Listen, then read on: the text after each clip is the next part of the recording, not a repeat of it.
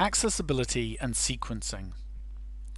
So here are 8 ways to improve clarity to support accessibility and sequencing. So much of the advice presented here has been developed in research supporting those with learning difficulties, noticeably dyslexia. However, the reality is that being attentive to these 8 ways of improving clarity will be of benefit to all students. With our increasingly diverse cohorts, with mixtures of ethnicity, mother tongue and prior experience, it's very important that we ensure that we are as clear and unambiguous in our support of learners as possible. Let's go through them one by one.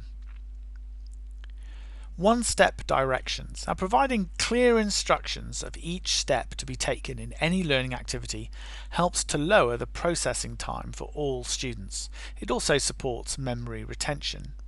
So you may want to provide an overview of the entire task and possibly even to run through each of the multiple steps that are required, but it's important to ensure that each step is clearly demarcated from the preceding one and those that follow. Complicated tasks should be written down or displayed on the screen. If a task includes multiple steps, you might find it helpful to consider breaking it up into a series of definable tasks. Visual representations. You should provide visual representations of all oral instructions whenever possible. Information delivered orally is more easily remembered when visual stimuli is associated with it. This may mean providing a simple text-based list, but may often mean more some diagrammatic illustration. That might be more effective. There is a fine art, however, to using images to convey your message. Annoying and irrelevant clip art in a PowerPoint is as out of place as it would be in written notes provided to students. Would you ever consider putting a stick man with a question mark above him in the midst of your written handout? If so, then it might be appropriate to put it on a PowerPoint screen or include it in a video, but you should consider such clip art use very carefully. Preview and review. Now, there is an old saying that you should tell them what you're going to tell them, and then tell them what you've just told them. And there certainly is some truth in that phrase, in that previewing an activity helps students to better organize, filter, and prioritize the information they're about to receive. Reviewing helps students to connect, to store, to categorize the information that they've just received. Both of these activities, preview and review, support executive functioning deficits. But it's often helpful to provide advance notice of the structure of the learning experience that you want your students to engage in. Warn of changes. It also supports accessibility if you pre-warn students when activities are about to change. Giving students time to prepare for the fact that activities are about to change can avoid frustration. Providing a countdown to simply say 5 minutes left ensures that students are able to filter their processes and categorize their thoughts, ready to move on with activities. Avoid habituation. Now, there has been much written about the optimal length that students should engage with any activity. Some literature suggests that students work better with focused engagements around 7 or 8 minutes.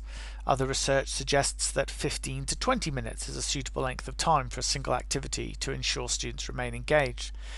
This is a far cry from much of higher education's current delivery models based around 1 hour or 2 hour seminars.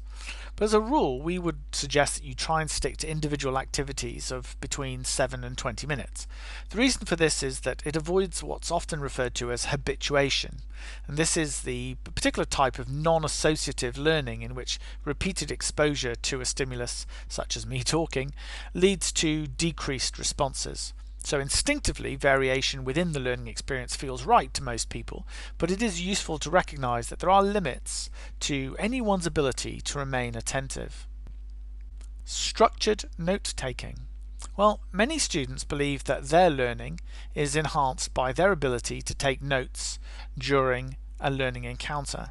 This is frequently provided as a justification for not providing students with written notes that cover the topic being taught.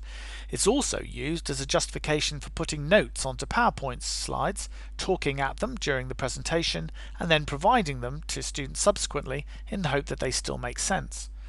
Now, PowerPoint itself reinforces this negative behavior by providing templates for printing out 3 slides per page with some horizontal lines alongside, supposedly to aid structured note taking. But a much better approach is to provide a skeleton of notes that students can annotate freely, independent of the visuals being displayed in class. You can then provide prompts within your notes to encourage students to reflect, analyse, evaluate, or categorise the points under discussion. Your notes then become themselves an ongoing learning activity. A great number of students will continue to diligently make notes because that's what the convention suggests, but structuring their note-taking will benefit all students. Slow down instructions. It's very easy, particularly given that you're generally teaching in an area in which you're a recognised expert, to take for granted that your instructions are universally understood. It's important to be clear and explicit in any oral instructions given. You might want to build in some mechanism for assessing the understanding of students before you go too far into any given learning activity, but some ability to ask questions and to prove the likelihood of their successful completion of the activity in question is very valuable. Assuming nothing is obvious. So in addition to being explicit in all instructions, it's also wise to teach one concept at a time and to draw explicit connections between them. Making connections between prior knowledge and previous instruction for all new material presented supports all learners.